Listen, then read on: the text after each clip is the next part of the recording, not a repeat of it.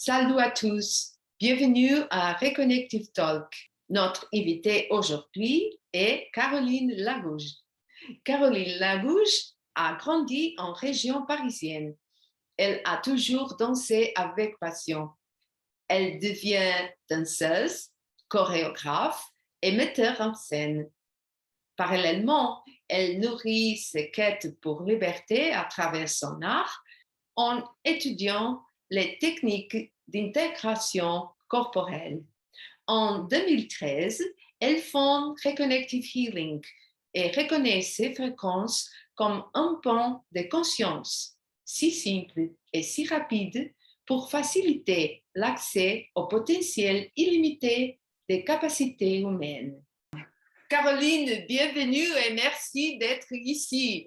Ma première question est, quand, sur ton chemin avec cette fréquence, avais-tu su que tu vouliez l'enseigner à coup sûr? Et qu'est-ce que c'est qui t'a fait ressentir ça? Merci Christine. Quand j'ai rencontré les fréquences de Connective Healing, c'était avec le livre. Et il était sur un canapé chez un praticien. Et en fait, c'est le livre qui m'a appelée de manière fréquentielle. OK. Et j'ai reconnu une fréquence que j'avais déjà rencontrée avec des expériences d'éveil.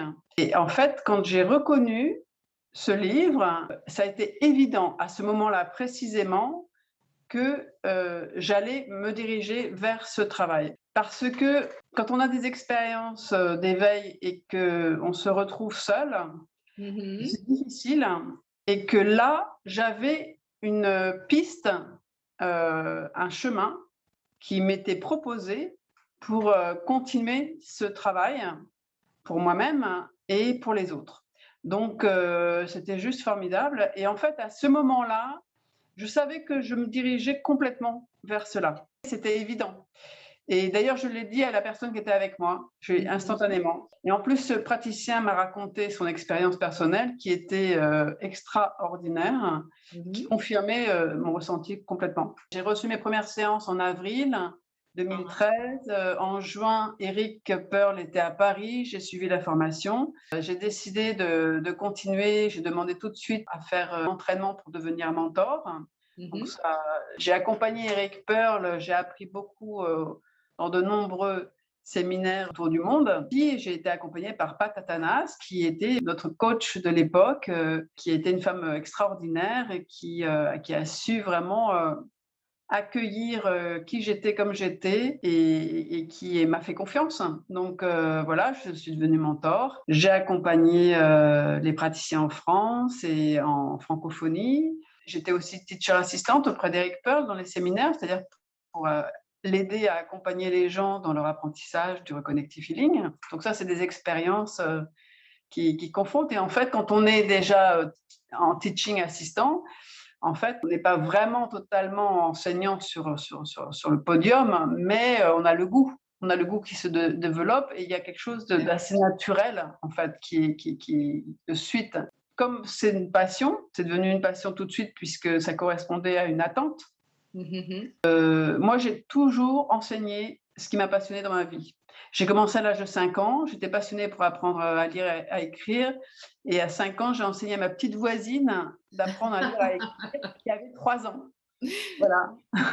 Et donc, c'est naturel, oui. Voilà, c'est naturel. L'enseignement, c'est vraiment quelque chose qui est c'est une transmission en fait. J'apprends, je reçois, je redonne. Enfin voilà, je me sens vraiment une passerelle. Être enseignant est un peu différent d'être maintenant un instructeur international où tu es également organisateur d'événements et tu suives également tu-même les anciennes sections d'Eric Pearl dans la formation. Hein. Et tu as fait de One Experience en France déjà. Comment tu sens en construisant cette prise de conscience d'une manière si formidable, Caroline? En fait, c'est vrai que c'est autre chose d'enseigner au niveau international, c'est clair. Et je l'expérimentais déjà avec la danse et le mouvement improvisé. Donc, c'est quelque chose qui ne m'était pas inconnu dans les domaines artistiques d'où je viens. Maintenant, c'est vrai que la particularité, c'est qu'ici, nous enseignons ce que Eric Pearl enseignait. Et ça, c'est transmettre un trésor, un écrin, en fait, de beauté. J'avoue que je suis toujours émue de le faire à chaque endroit de l'enseignement, chaque section d'enseignement, parce que c'est une parole qui est née d'une initiation qu'il a eue et il a vraiment travaillé sur une pédagogie très efficace et très inspirante, parce qu'en un week-end, ce qui est extraordinaire, c'est qu'en un week-end, des personnes se transforment en personnes qui peuvent ne pas connaître du tout les modalités énergétiques en quelqu'un qui peut totalement être praticien, quoi, en un week-end. Oui. C'est extraordinaire. Et donc, cette pédagogie est vraiment très précieuse.